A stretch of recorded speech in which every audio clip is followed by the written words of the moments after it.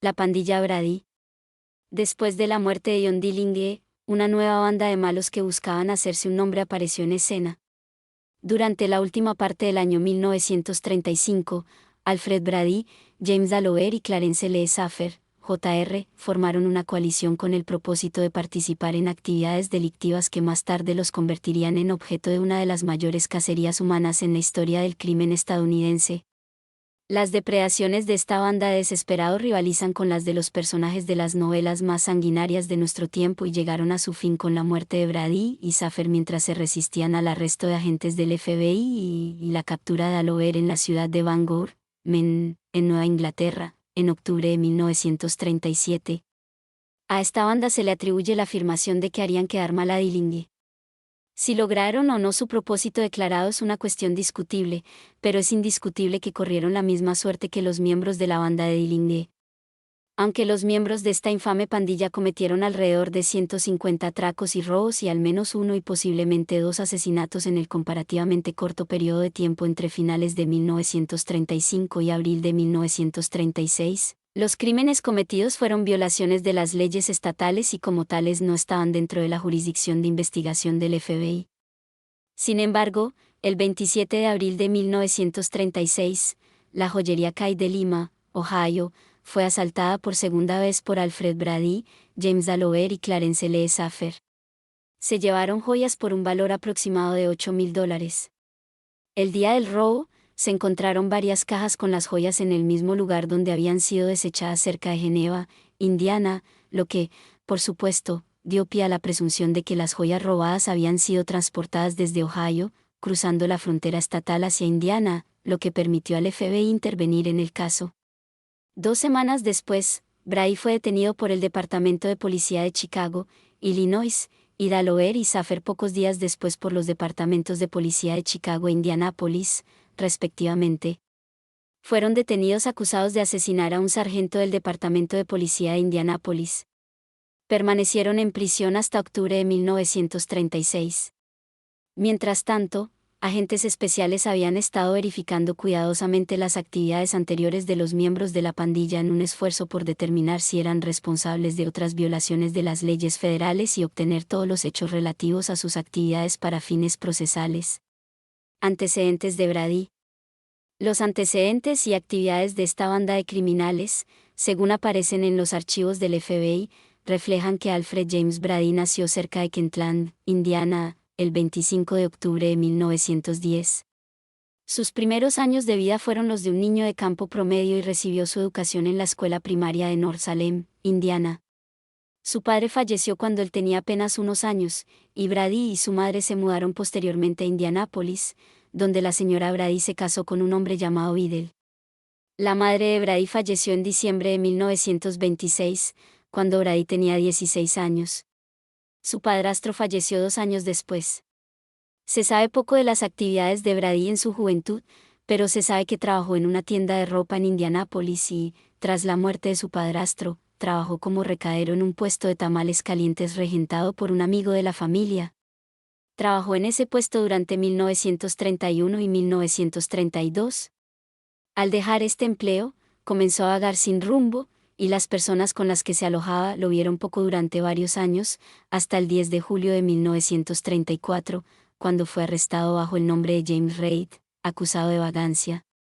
Gracias a la intervención de un conocido con quien había residido anteriormente, el cargo fue desestimado, y sus antiguos conocidos no volvieron a saber de él hasta aproximadamente agosto de 1935, cuando regresó a Indianápolis y consiguió empleo en una fábrica de colchones durante un breve periodo. Luego consiguió empleo como soldador en una fábrica de automóviles, pero pronto se cansó de ello, abandonó su trabajo e informó a la familia con la que se alojaba que iba a viajar como inspector de seguros. Antes de regresar a Indianápolis, fue arrestado el 21 de julio de 1934 por un cargo de posesión ilegal, posesión de propiedad robada, y fue sentenciado a la granja estatal en Greencastle, Indiana, a cumplir 180 días.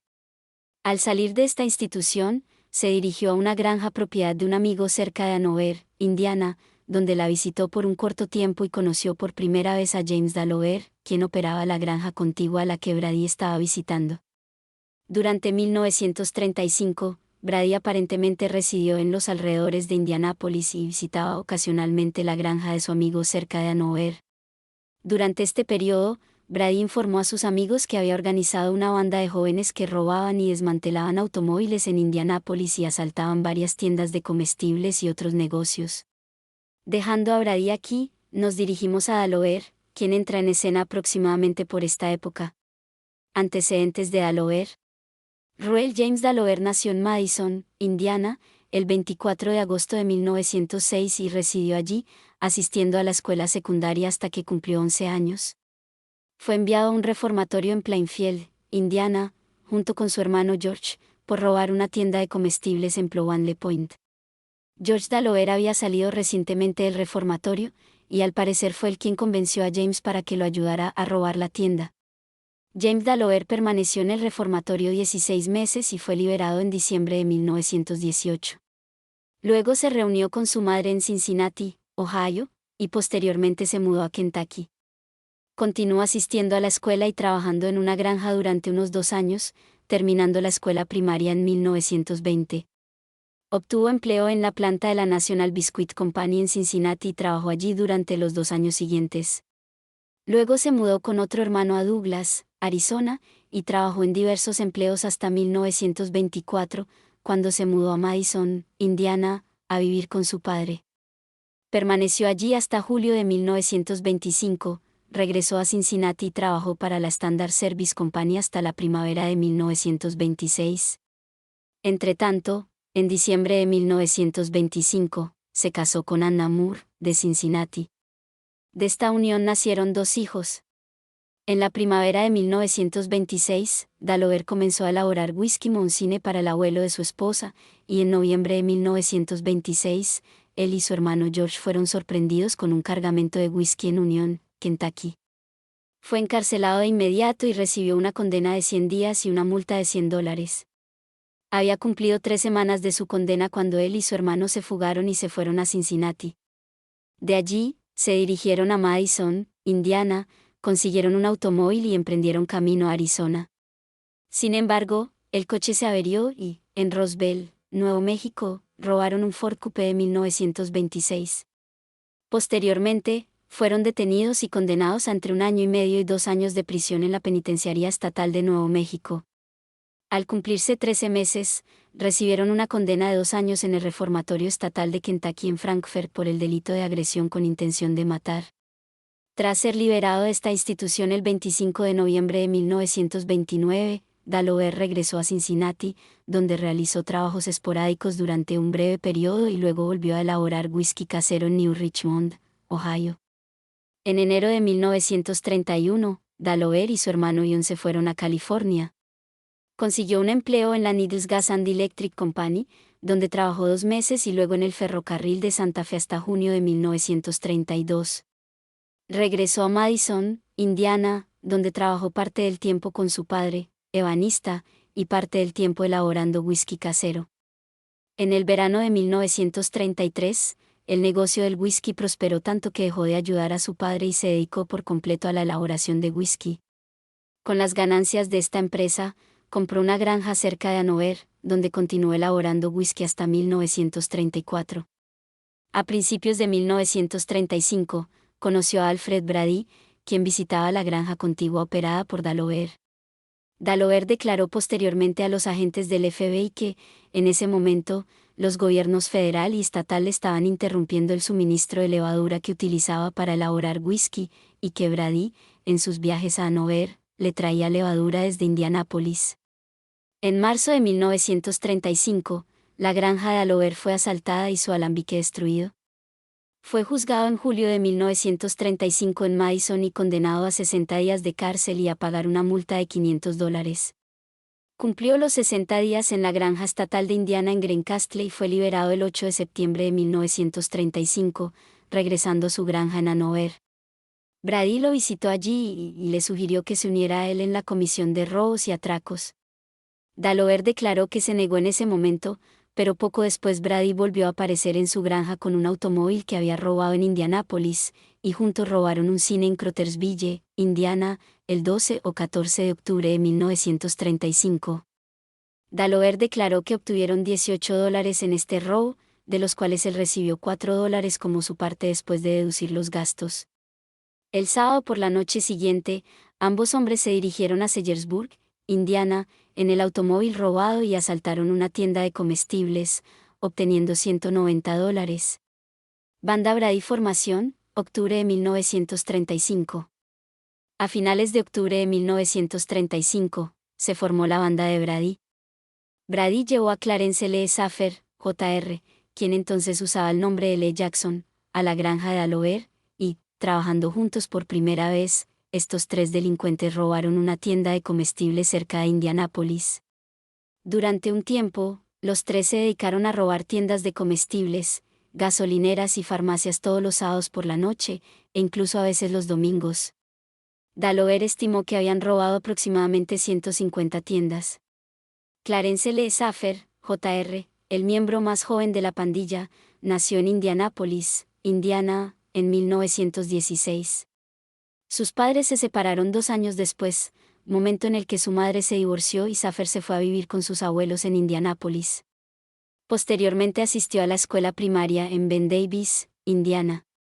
Se sabe poco de las actividades iniciales de Clarence Lee Saffer, pero hay indicios de que a los 12 años comenzó a robar y desmantelar automóviles, práctica que continuó durante un tiempo. Años después, realizó trabajos ocasionales con frecuencia, como cortar césped y transportar carbón. Trabajó transportando carbón con Charles Heisekin, quien, durante un breve periodo, fue el cuarto miembro de la banda de Brady. Mientras transportaba carbón con Heisekin, conoció a una joven en julio o agosto de 1935 y empezó a salir con ella. Ese mismo verano, Saffer abrió y regentó un puesto de hamburguesas en Indianápolis durante 3 o 4 semanas. Durante este tiempo, él visitaba regularmente a esta joven y estuvo con ella hasta noviembre de 1935. Posteriormente, nació un niño que la niña afirmó ser el hijo de Clarence Lee Saffer, Jr. La madre de Saffer, quien en numerosas ocasiones le suplicó que detuviera sus actividades criminales, también le suplicó que se casara con la joven y le diera un nombre al niño, pero esto se negó a hacer. El hecho no se conoce con certeza, pero Daloer informó que durante la última parte de 1935, cuando Brady y Saffer llevaban a cabo sus asaltos desde su base de operaciones en la granja de Daloer, Brady y Saffer, acompañados por Charles Heisekin, estaban perpetrando otros robos durante la semana. Después de que los tres hombres comenzaran a perpetrar atracos como una banda organizada, se decidió que Daloer compraría un automóvil y lo registraría legalmente para no tener que conducir los vehículos robados utilizados en los atracos más de lo necesario. En ese momento usaban un Ford Coupe robado para los atracos, pero cuando el negocio mejoró, decidieron que necesitaban un auto más grande. Actividades criminales a principios de 1936. El 14 de enero de 1936, Brady y Daloer se dirigieron a Anderson, Indiana, asaltaron a un hombre y una mujer a punta de pistola y les arrebataron un Buick sedán. En esta excursión, Charles Heisekin los acompañó y condujo el Ford Coupe robado. El Buick fue guardado en un garaje de Indianápolis para ser utilizado en futuros atracos. Saffer, el miembro más joven del trío, tendía a ser un fanfarrón y justo antes de Navidad de 1935, Brady y Daloer lo dejaron como socio y recurrieron a Heisekin, ya que Saffer empezó a beber y a hablar más de lo que creían que era bueno para ellos y tenían miedo de que pudiera meterlos en problemas. Durante enero de 1936, la banda continuó sus asaltos por todo el estado de Indiana y, en una ocasión, se dirigió a Danville, Illinois, donde asaltó 2 tiendas de comestibles esa misma noche. En otra ocasión, en Danville, Saffer acompañó de nuevo a Brady y Daloer, y mientras huían, fueron perseguidos por la policía. En esta ocasión, Brady disparó contra los agentes con un rifle automático.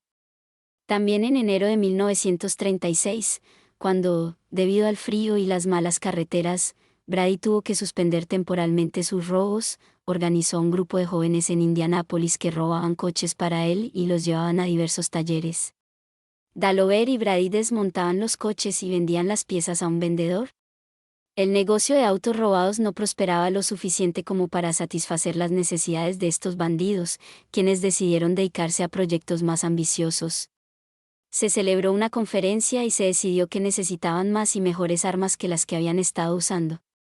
Se dirigieron a Newport, Kentucky, visitaron un bar y gestionaron la compra de una ametralladora a un camarero que la obtuvo de un policía que entonces servía en el departamento de policía de una gran ciudad de Ohio. Posteriormente, el camarero presentó a Brady y Delaware al policía bajo nombres ficticios, y se organizaron trabajos de soldadura en las ametralladoras. En ese momento, se compraron otras armas de fuego y municiones al policía, quien las llevó a la granja de un familiar. La ametralladora se probó y se encontró en buen estado de funcionamiento. Este policía fue posteriormente despedido del departamento de policía por haber suministrado estas armas de fuego y municiones a la banda de Brady. A principios de febrero de 1936, Brady, Heisekin y Delaware se dirigieron a Springfield, Ohio, y allí robaron 2 tiendas de comestibles esa misma noche, obteniendo aproximadamente $600. Poco después, se enteraron de que eran sospechosos de haber asesinado a un policía llamado Frank Levy en Anderson, Indiana, y decidieron que sería mejor abandonar esa zona del país por unos días. Por lo tanto, tomaron el buick robado, se dirigieron a Nueva Orleans, Luisiana, y permanecieron allí aproximadamente una semana. En relación con el asesinato del policía Frank Levy, los hechos fueron los siguientes. El agente estaba haciendo su ronda por las calles y se detuvo a investigar un automóvil de aspecto sospechoso cuando fue asesinado a tiros por los ocupantes del vehículo sin que le dieran la oportunidad de sacar su arma. Tiempo después, cuando uno de los miembros de la banda estaba en prisión, un compañero de prisión preguntó sobre el asesinato y uno de los pandilleros declaró haberlo cometido, explicando que estaban durmiendo en el coche cuando llegó un agente y les preguntó qué hacían allí. La respuesta fue: matar policías, eso es lo que hacíamos. El agente recibió entonces un disparo. Sin embargo, se desconoce si esto realmente ocurrió, ya que Delaware negó el asesinato. En Nueva Orleans, conocieron a unas chicas y empezaron a salir con ellas. En una ocasión, las chicas vieron armas de fuego que portaban los hombres. La pandilla les dijo que eran agentes federales y que esa era la razón por la que tenían las armas. Al regresar de Nueva Orleans tras una breve estancia allí, la banda, decidida a ir a por todas, asaltó una joyería en Greenville, Ohio, el 4 de marzo de 1936. Se dirigieron a la tienda en un automóvil robado, llevándose varias fundas de almohada. Al entrar, asaltaron a los empleados y clientes, recogieron las joyas, las metieron en 9 fundas, las subieron al automóvil y se marcharon. Estas joyas estaban valoradas en aproximadamente $8,000. El 19 de marzo de 1936, la joyería Kay de Lima, Ohio, fue asaltada y robada, llevándose joyas valoradas en aproximadamente $6,800, por Brady, Delaware y otro bandido que se había unido temporalmente a la banda. Los empleados y clientes fueron mantenidos a raya por los ladrones con pistolas. Durante el robo, uno de los dueños de la tienda saltó sobre la espalda de Brady y comenzó a forcejear con él. Los sucesos que siguieron podrían considerarse casi divertidos si no fuera por las trágicas consecuencias que suelen derivar de tales exhibiciones de desprecio por la vida humana. Uno de los bandidos inmediatamente comenzó a disparar contra el intrépido ciudadano, quien, con Brady, se agachó tras el mostrador, fuera del alcance visual del bandido. Solo Brady se levantó, y el bandido, excitado, le disparó en cuanto su cabeza asomó por encima del mostrador. Brady se agachó de inmediato y, en cuanto volvió a asomar la cabeza por encima del mostrador, le dispararon de nuevo. No fue hasta que gritó a los demás miembros de la banda: «¡Detengan a ese loco!», que Brady pudo levantarse detrás del mostrador. Huelga decir que el loco no volvió a ser llevado a un trabajo. En la excitación y como resultado de los disparos, se congregó una multitud, pero los bandidos lograron escapar. Justo después de este robo, Brady y Delaware decidieron asaltar otra tienda de comestibles. Por lo tanto, se dirigieron a una pequeña tienda en Ohio y la asaltaron, pero como no consiguieron suficiente dinero, se dirigieron a otro pueblo y vieron otra tienda que les pareció atractiva. Brady entró por la puerta principal y Delaware por la trasera. Delaware calculó que había aproximadamente 35 clientes en la tienda en ese momento. Para mostrar la forma fría en que operaba esta pandilla, la siguiente es la descripción de Delaware de lo que sucedió.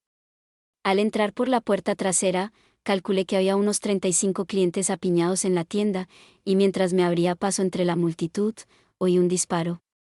Los clientes corrieron inmediatamente hacia la puerta principal y me empujaron con ellos. En cuanto se marcharon, volví a entrar. Brady estaba sacando el dinero de la caja. Le pregunté a Brady por qué había disparado y me dijo, un maldito idiota me atacó, le disparé y lo empujé por las escaleras del sótano.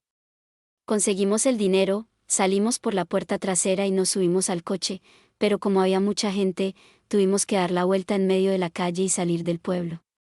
Un coche nos siguió un buen trecho, le disparé 3 veces y me detuve. El joven asesinado era Edward Lindsay, empleado de la tienda de comestibles. Al entrar en la tienda desde el sótano, cometió la indiscreción de preguntar con entusiasmo qué pasaba, y Brady lo mató. Walter Walsh y la pandilla Brady. El agente del FBI Walter Walsh, un excelente tirador que se unió al FBI en 1934, jugó un papel clave en el desmantelamiento de la banda de Brady. Walsh, quien vivió hasta los 106 años, falleció en 2014. Vea un video a continuación sobre la trayectoria de Walsh en el FBI y su papel en la lucha contra los gángsteres Brady. Actividades criminales y arrestos, abril y mayo de 1936. El 9 de abril de 1936, Brady, Saffer, Heisekin y Dalover, todos juntos nuevamente, se dirigieron a Dayton, Ohio, en un automóvil Studebaker, que previamente había sido robado en Indianápolis, y allí asaltaron y robaron otra joyería, obteniendo joyas por un valor aproximado de $27,000 y nuevamente usando fundas de almohadas para llevarse el botín. Dalover declaró que, a partir de las etiquetas que aparecían en el botín, calculó el valor en $68,000. Las joyas obtenidas en el asalto anterior habían sido vendidas de la misma manera, sin ninguna dificultad, a precios muy por debajo del valor de mercado. En este caso, sin embargo, un grupo de peritos les ofreció $22,000, pero al llegar a un apartamento designado para entregar las joyas, fueron secuestrados por unos delincuentes de Chicago que, entre risas, les arrebataron las joyas a quienes entonces creyeron que eran una banda de punks. Sin embargo, pronto se dieron cuenta de que el AMPA no era así, y cuando se les informó que los punks eran verdaderos asesinos, se hicieron arreglos de inmediato para devolver las joyas robadas, pero los acontecimientos posteriores se sucedieron tan rápido que la devolución nunca se realizó. El 27 de abril de 1936, como se indicó anteriormente, la joyería Kay de Lima, Ohio, fue asaltada por segunda vez. Mientras tanto, la pandilla había asaltado en Chicago a un empleado del gobierno y le había quitado un sedán de Soto Airflow que utilizaron para perpetrar el robo. Esta operación ofrece otro ejemplo de la sangre fría con la que operaba la pandilla. Mientras Brady, Heisekin y Dalover entraban en la tienda y asaltaban a los dependientes y clientes con sus armas, Saffer permanecía afuera al volante del coche de huida. Durante el robo, un coche patrulla se detuvo y se estacionó frente al coche de la pandilla, y uno de los policías se bajó y entró en una tienda de 5 y 10 centavos contigua.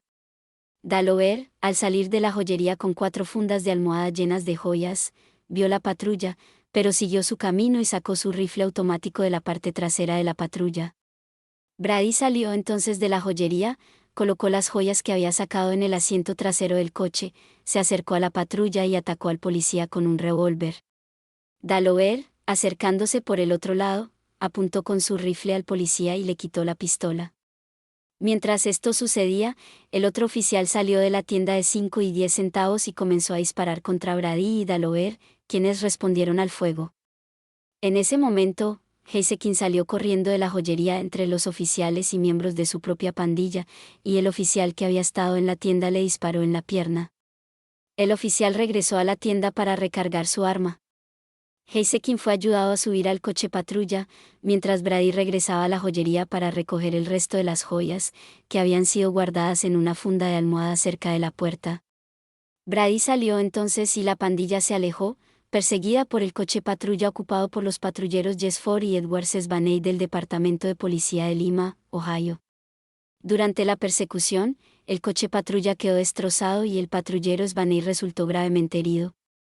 La pandilla escapó y se dirigió a Indianápolis, donde se decidió que sería necesario obtener asistencia médica para Heisekin. Lo llevaron a la casa de un médico que curó sus heridas, y luego lo llevaron a su casa. Brady, Dalover y Saffer decidieron regresar a la casa del médico para asegurar su silencio. Le habían dicho que Heisekin había recibido un disparo de un esposo celoso que descubrió que había estado jugando con su esposa. Mientras tanto, el médico había notificado el incidente al departamento de policía, y al regresar los bandidos a su domicilio, fueron recibidos por agentes de policía de Indianápolis. Se desató un tiroteo en el que el sargento Richard Rivers, del departamento de policía de Indianápolis, murió y la banda escapó. Poco después, la banda se llevó el Buick Sedan robado y el de Soto a las afueras de Indianápolis y los quemó para ocultar cualquier prueba de su participación en el tiroteo. Después, se dirigieron a Chicago para deshacerse de las joyas, valoradas en aproximadamente $12,000, a través de intermediarios de joyas. El precio de venta acordado fue de aproximadamente $850, pero el dinero nunca se recibió ya que Brady fue detenido por la policía de Indianápolis el 11 de mayo de 1936. Saffer fue detenido posteriormente por la policía de Indianápolis el mismo día, y Dalover fue arrestado el 15 de mayo de 1936 por la policía de Chicago. El resto de 1936. Heisekin fue localizado el 12 de septiembre de 1936 en Henderson, Kentucky, tras haber estado operando con un criminal llamado Jones y asaltando varias gasolineras. Todos fueron devueltos a Indianápolis a la espera de juicio por el asesinato del sargento Richard Rivers. El 24 de septiembre de 1936, mientras Brady, Dalover y Saffer se encontraban detenidos, fueron trasladados a la cárcel del condado de Hancock en Brentsfield, Indiana. Heisekin no estuvo involucrado en este asesinato y posteriormente fue trasladado a Ohio, donde fue condenado a entre 10 y 25 años de prisión en la penitenciaría estatal de Ohio por el delito de robo a mano armada. Los otros 3 permanecieron en la cárcel del condado de Hancock hasta el 11 de octubre de 1936, fecha en la que, durante el desayuno, agredieron al sheriff, le arrebataron su revólver calibre .38 y escaparon en un automóvil robado a un hombre que intentó ayudar al sheriff durante su pelea con la banda. Fue en este punto que el FBI tomó la pista de esta banda, y el 13 de octubre de 1936, se presentó una denuncia contra Brady, Saffer y Dalover ante el comisionado de los Estados Unidos en Cleveland, Ohio, acusándolos de transportar joyas robadas, valoradas en más de $5,000 desde Lima, Ohio, a Chicago, Illinois, el 27 de abril de 1936. El transporte de esta propiedad del estado de Ohio al estado de Illinois le dio al FBI jurisdicción investigativa en el caso, y los agentes del FBI asumieron la búsqueda. Brady, Dalover y Saffer partieron de Greenfield, Indiana, hacia Ohio, donde robaron una casa en Gallipolis y consiguieron ropa y mantas. De allí, rumbo a Wheeling, Virginia Occidental, consideraron asaltar una joyería, pero decidieron que eran demasiado populares para hacerlo en ese momento, así que continuaron hacia el este, hasta Baltimore, Maryland, donde consiguieron una habitación en una casa de huéspedes. La pandilla estaba realmente en auge en ese momento y lo sabían. La policía de varios estados los buscaba por todo tipo de delitos, desde robo hasta asesinato, y el FBI había creado un escuadrón especial para buscarlos por infracciones de la Ley Nacional de Bienes Robados, la Ley Nacional de Robo de Vehículos Motorizados y, posteriormente, por robo a un banco. Astutos e ingeniosos, Brady, Dalover y Saffer se reunieron y decidieron vivir una vida tranquila en Baltimore, estableciendo el escenario de sus futuras operaciones criminales a una distancia suficiente para que no pudieran ser rastreados. Para conseguir efectivo rápidamente, asaltaron varias tiendas de comestibles en Maryland, a cierta distancia de Baltimore.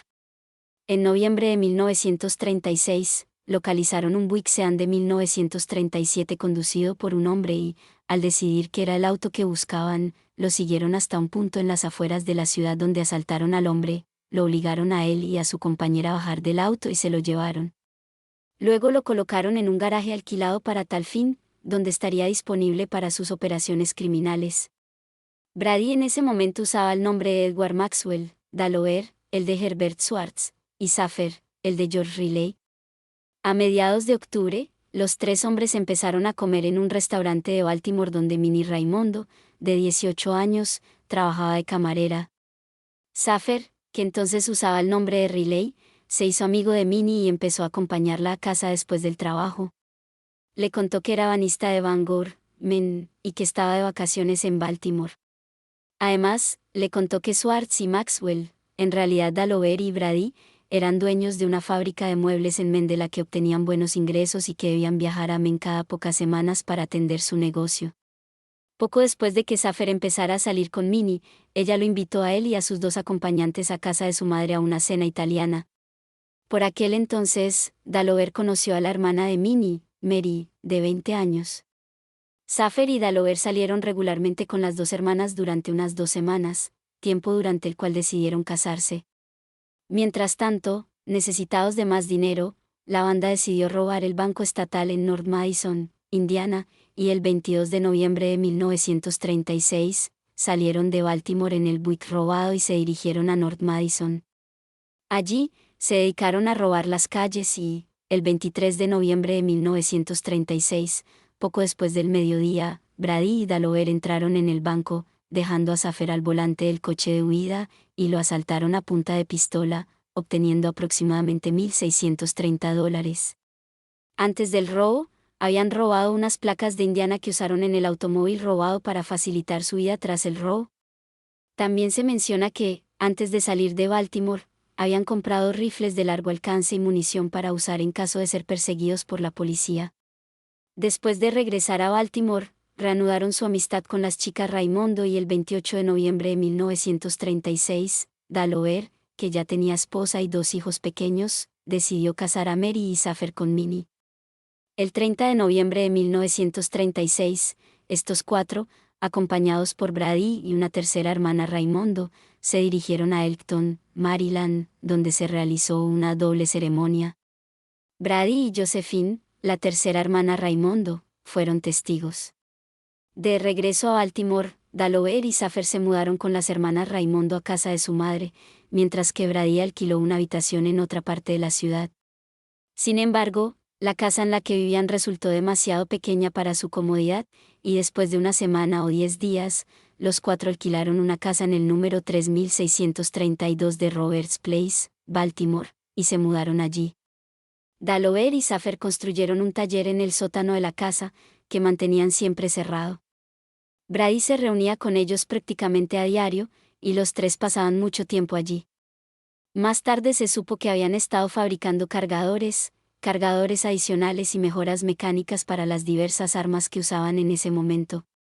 Buscando más dinero, la banda decidió robar el Banco Estatal de Carthage en Carthage, Indiana. Salieron de Baltimore el 15 de diciembre de 1936, se dirigieron a Marietta, Ohio, donde pernoctaron en un campamento turístico y continuaron hacia Carthage al día siguiente. Robaron un juego de placas de Indiana de 1937 de un automóvil estacionado en una calle lateral de Richmond, Indiana, y al día siguiente robaron el Banco de Carthage, obteniendo aproximadamente $2,154 y algunos cubiertos. Asesinato y más, de enero a principios de septiembre de 1937. Al regresar a Baltimore, los miembros de la banda vivieron tranquilamente, trabajando en su taller y disfrutando de la vida en general, hasta que decidieron que era hora de volver a robar un banco. El 26 de abril de 1937, salieron de Baltimore en el sedán Buick robado y se dirigieron a Farmland, Indiana, donde se dedicaron a la conducción de carreteras. Poco después del mediodía del día siguiente, asaltaron y robaron la sucursal de Farmland, Indiana, de la People's Loan and Trust Company en Winchester, Indiana, obteniendo aproximadamente $1,427 y regresando a Baltimore a través del estado de Ohio. Antes de este robo, la banda, alrededor del 1 de abril, viajó a Chicago para conseguir una ametralladora que, según habían oído, se podía conseguir en una tienda de artículos deportivos. Sin embargo, no lo lograron y, a su regreso a Baltimore, se detuvieron en Cincinnati y robaron unas placas de 1937 de un automóvil estacionado en un suburbio de esa ciudad. Poco después del robo al banco de Farmland,